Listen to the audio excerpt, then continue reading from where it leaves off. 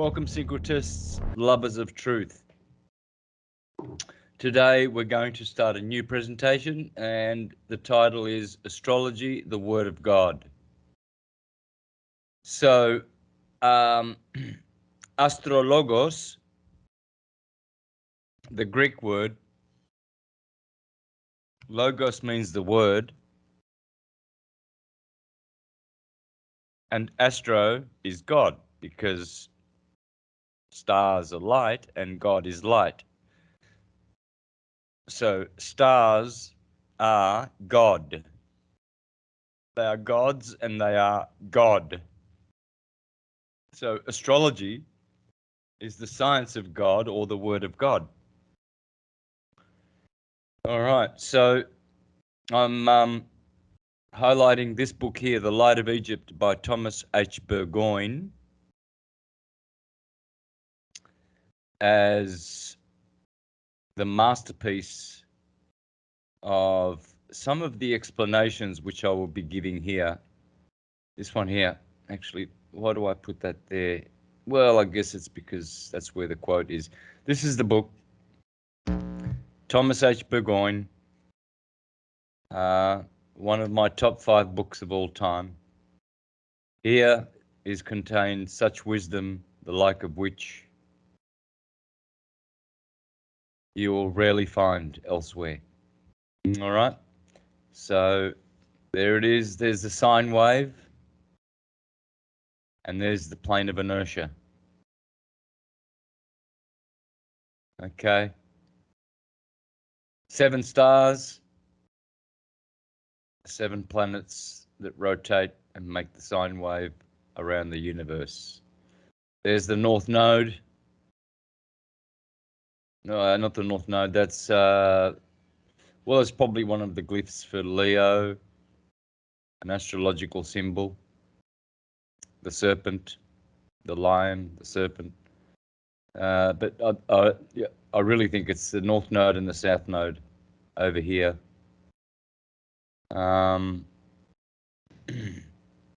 So let's have a look at an astrology. Yeah, there it is, see? All right. So it's the North Node and the South Node. It also looks like the symbol of Leo. So astrology is based on this sine wave, the ecliptic. There it is. As you can see, this is a planisphere.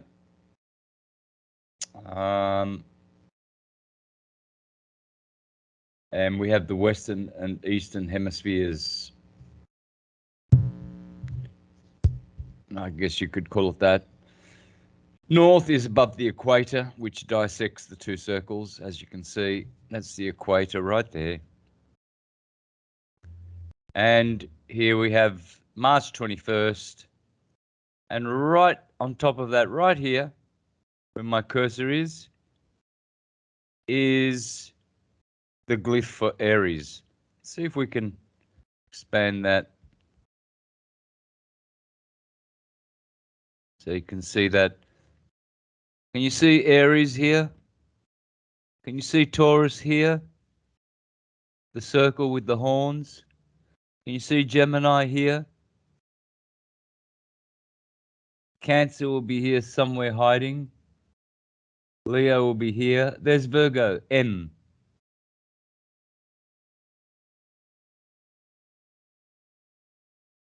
Oh, look at Libra. Libra's really small. There's Libra right there, right there. The scales of balance, balancing the 2 hemispheres, right? Scorpio, Capricorn, Aquarius, there it is. And Pisces is up here somewhere. I can't see it. But there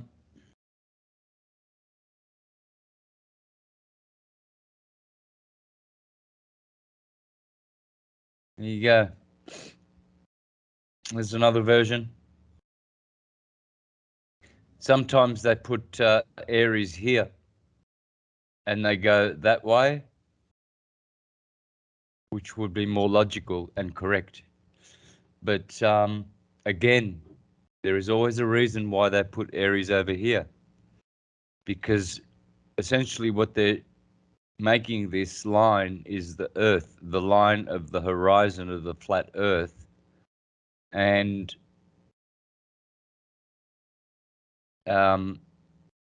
they're showing that spring is here. Aries, Taurus, Gemini. They're showing Cancer here for the Northern Hemisphere to be summer. Cancer and summer is here from Cancer all the way to Virgo. And then the fall, there is the sun falling. And then the pickup of the winter. Cold. Cold up here and up here, but not down here in Australia. In Capricorn, the sun is roasting. Here's another version. See what they got there.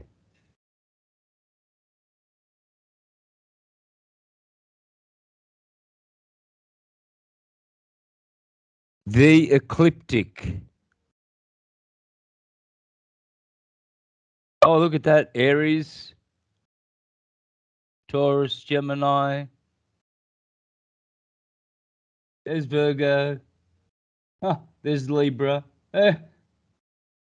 Yeah, I never noticed that before. There you go. So this is science, guys.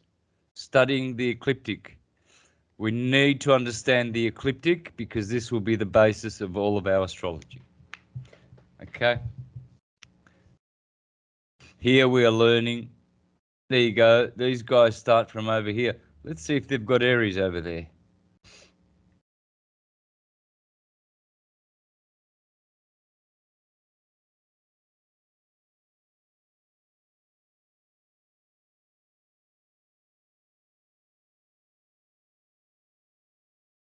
What have they got here? No, nothing. But this is Aries here. And this is the June 21st summer solstice. Oh no, they've put Aries here. Look at that Aries there, which is correct, I guess. So they've got to go on that way. There you go. There's Capricorn. They've got Capricorn, winter solstice. There's Aquarius. There it is. Pisces. They never show Pisces. No great loss. There's Libra. There it is, the scales of Libra. So this one's a bit different, but they knew their science. That's what they knew. All right. On the flat Earth model, the azimuthal equidistant, we have the same thing. This line in the middle here is the equator. This is the Tropic of Cancer. This is the Tropic of Capricorn. And here is the analemma, the pattern that the sun makes every year. So as the sun is turning in June over here, the Northern Hemisphere experiences summer. And the sun is higher in the sky than when it gets to Capricorn, where it is much closer to the Earth. That's a scientific fact, by the way. So, here we have the planisphere from Egypt. And as you can see, all the signs around here. Look at that. Aries, Pisces, Aquarius, the water bearer, Capricorn, the fish goat, Sagittarius, the arrow horse, the man coming out of the horse, Scorpio, Libra, Virgo with her grains, Leo,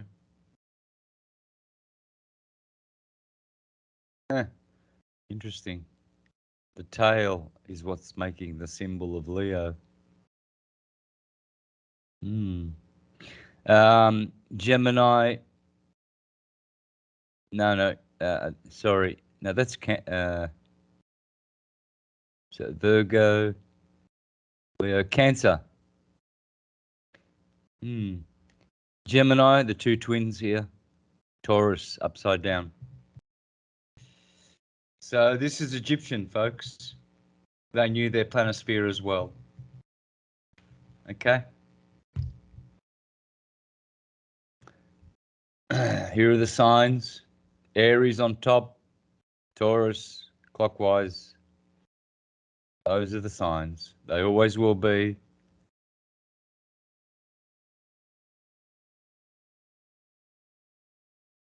Here we have them again. There's Scorpio.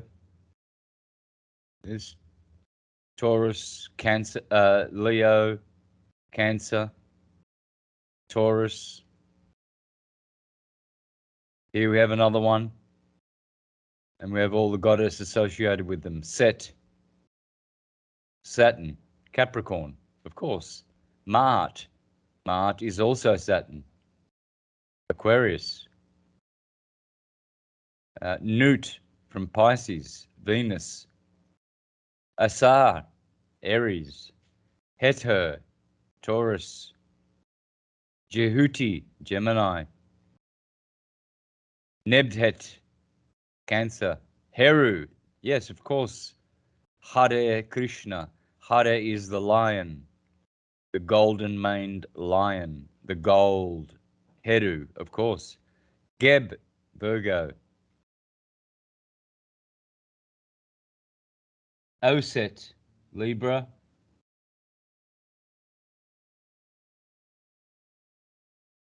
Anpu, Scorpio.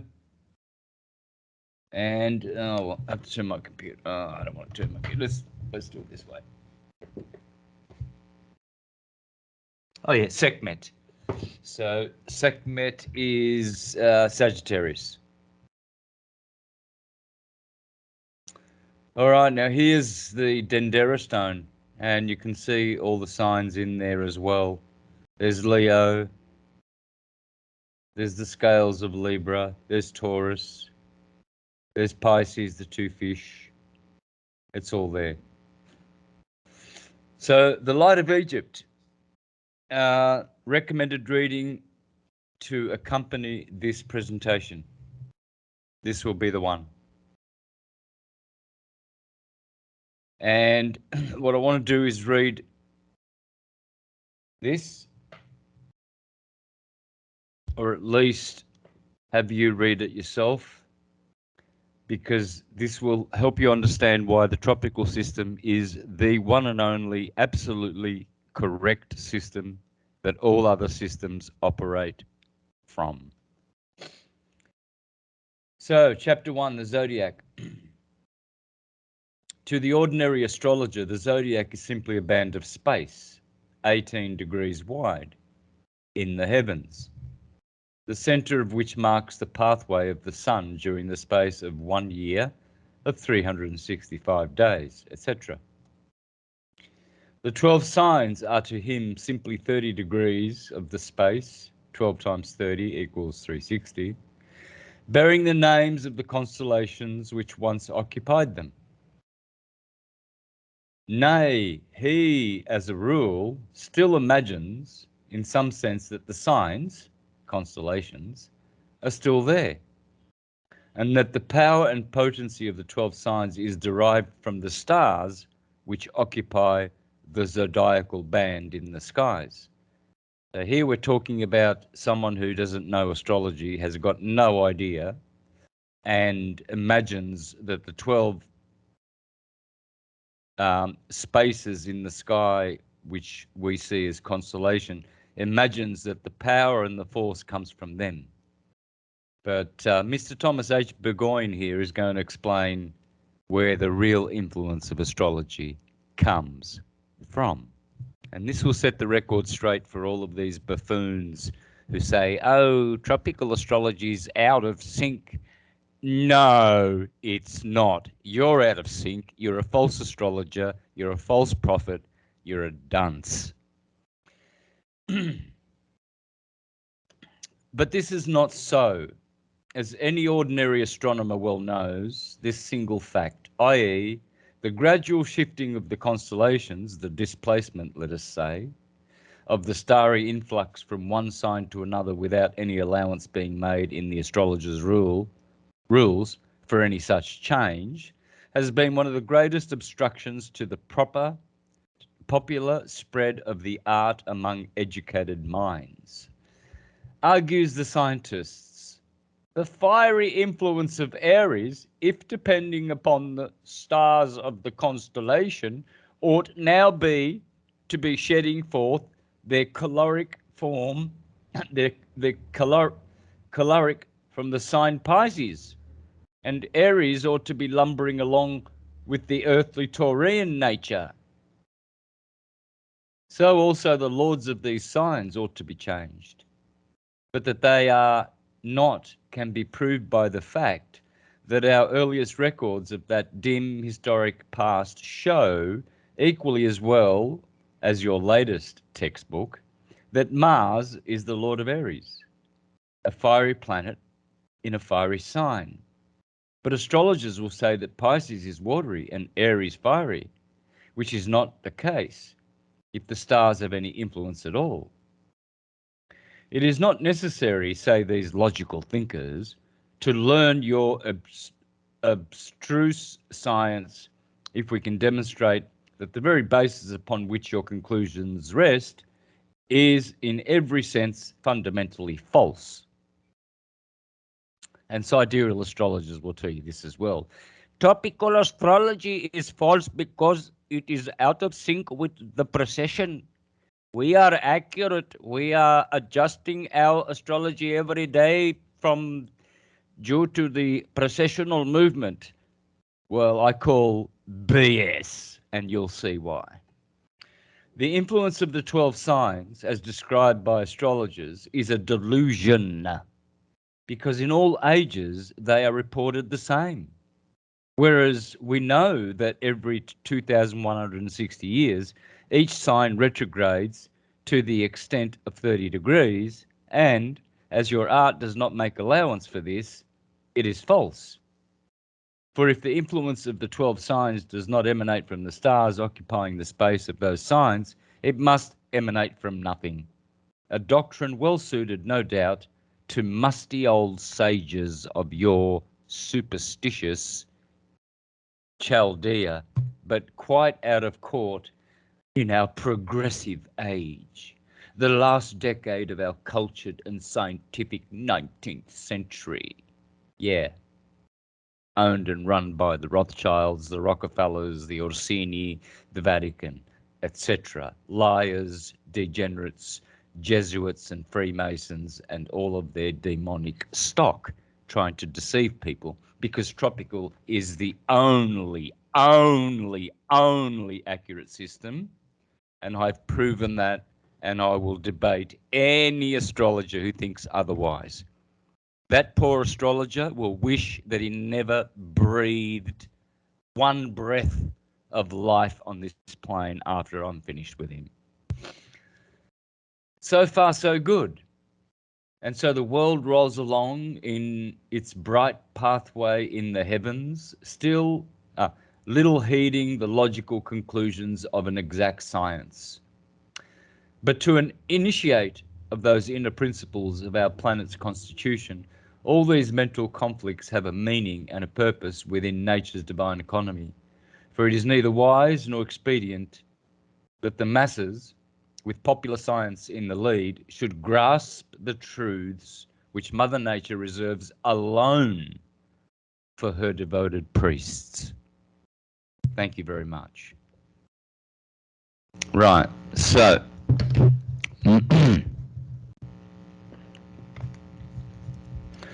the Shining Zodiac, here we go. Here begins the explanation of where the influence of astrology is really coming from. Take note, astrologers. Take note. Don't be left behind. Don't be left without a defense for when a sidereal astrologer attacks you. Don't be left when an atheist says, oh, the signs are out of sync, therefore astrology is wrong, it's false. Please, this is how to silence the fools.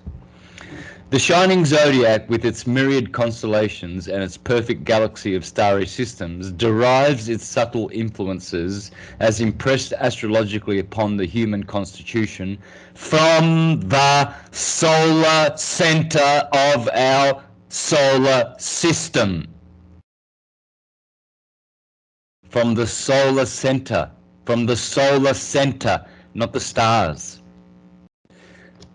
Not from the stars. There he is. Thank you, Thomas H. Burgoyne, for yelling from your tombstone. Not from the stars, imbeciles and false prophets, which occupy the 12 mansions of space. Aries the fiery and Pisces the watery are always there. And instead of it being an argument against astrology, it is one of its grandest truths that in all ages and in all times, Aries, the first sign of the zodiac, has been found ever the same, equally as well as Pisces, the last. In order to convey our meaning, let us digress for a moment and bring forth a fitting illustration. The condition of our atmosphere and the surrounding objects, vegetation, etc., have a peculiar condition and a magnetism wholly their own when surveyed exactly at sunrise. There is a freshness and peculiar sense of buoyancy not visible at any other time. If this state could be registered by any instrument and compared with any other set periods during the day, it would offer a remarkable contrast. 2 hours later, there is a very different influence. And at noon, there is a wonderful contrast. The same may be said of sunset, and again at midnight. And lastly, note the difference 2 hours before dawn. This is the coolest period of the whole 24 hours. These are facts, and yet our hearts are all beating to the same life flow, and the earth is no farther away from the parent sun, and yet it is the angle at which we, the inhabitants, receive this sun's light that makes all the difference between dawn and sunset, noon and midnight. When to these facts it is further added that it is sunrise, noon, sunset and midnight at the same instant, all the time, to some of the various different portions of the globe. Thomas H. Burgoyne was a globie. Very unfortunate. It's the only downfall to the man and his beautiful work. But his explanations are great nonetheless. It demonstrates most conclusively that the Earth itself is enveloped, so to say, in a complete circle of conditions very similar to the 12 signs of the celestial zodiac. So you see, he's pointing here to another zodiac. There are two. There's the one on the ecliptic. That's why I showed the ecliptic.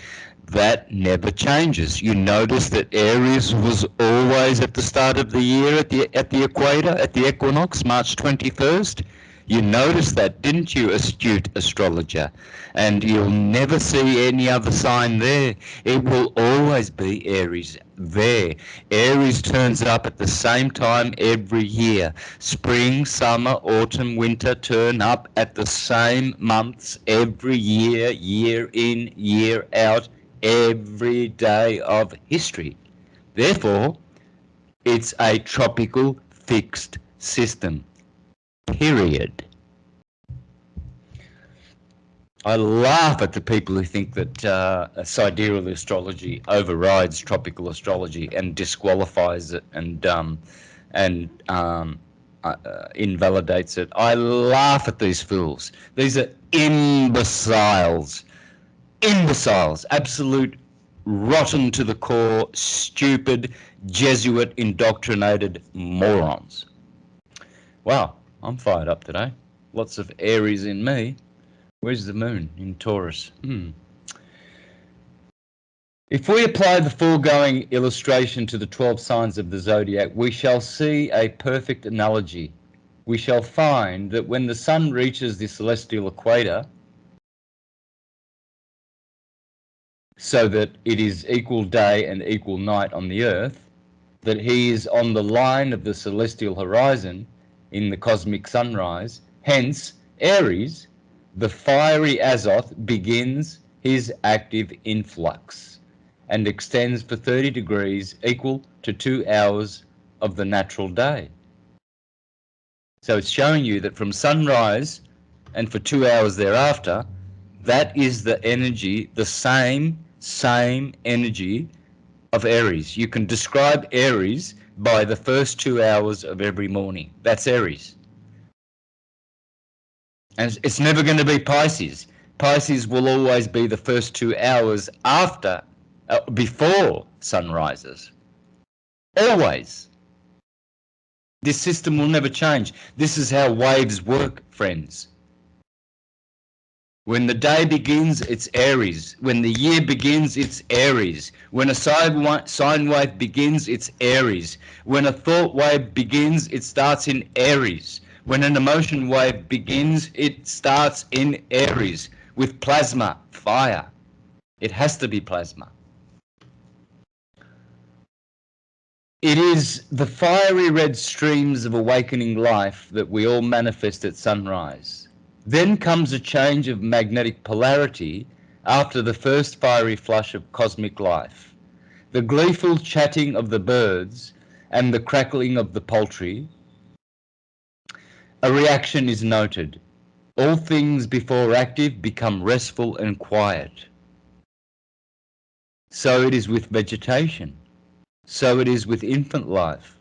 So it is with cosmic conditions. This corresponds with the sign Taurus. And of course that will be from 8 a.m. to 10 a.m. every day. It is the solar influx 30 degrees removed from this point, from his point of equilibrium toward the north, as the sign represents the powers of absorption. We see that this period, vegetable and animal life is quietly absorbing for its own use the fiery streams of solar life. Again, we view the activity of solar influx from a different angle and change of polarity, and all things become active. It is the executive force. This corresponds to the sign of Gemini, 10 a.m. to midday. It is the solar influx 60 degrees removed from this point of equilibrium. Then comes another change of magnetic polarity. It is rest from labor. It is noon. This corresponds to Cancer. The analogy is perfect. It is the solar influx 90 degrees removed from his point of equilibrium toward the north, and the highest point in the arc of his apparent journey and of cosmic life. It is the equilibrium of life forces. Again, the fiery influx begins its activity, and as the hottest part of the day is about 2 hours after noon, or middle of the day, so is solar influx most potent at this point in the zodiac. This corresponds to the sign Leo. It is the solar influx removed 120 degrees from his point of equilibrium. Remember, that point is Aries, 0 degrees right ascension of meridian. Everything starts there.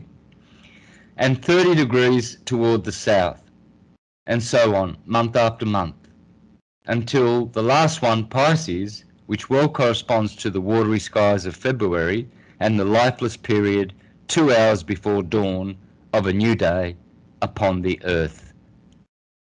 A new year to man and a new cycle in the starry heavens. The zodiac then, as it applies to the human constitution, and the science of astrology has its foundation in the sun, the center and source of life to the planet.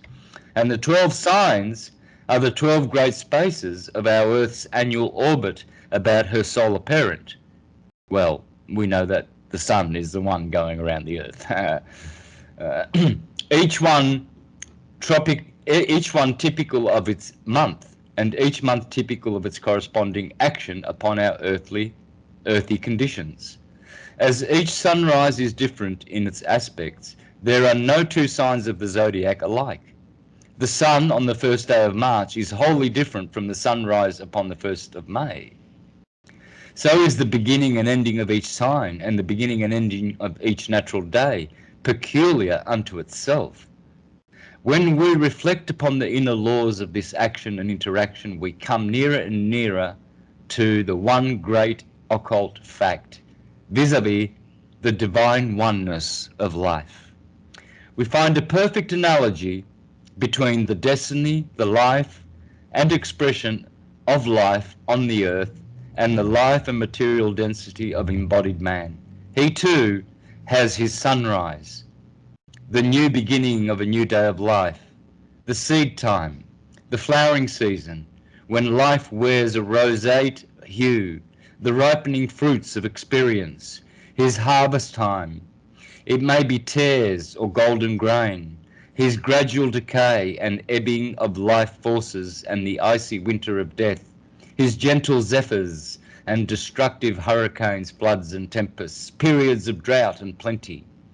Within his triune constitution there are spring tides and low tides of physical, intellectual and spiritual forces. Man also makes the annual journey about the solar center when, at the beginning of each new year to him, the life forces of his soul are renewed, regalvanized, so to say, according to the magnetic polarity of his constitution. And so, every form of life has its zodiac, its orbit of life and destiny.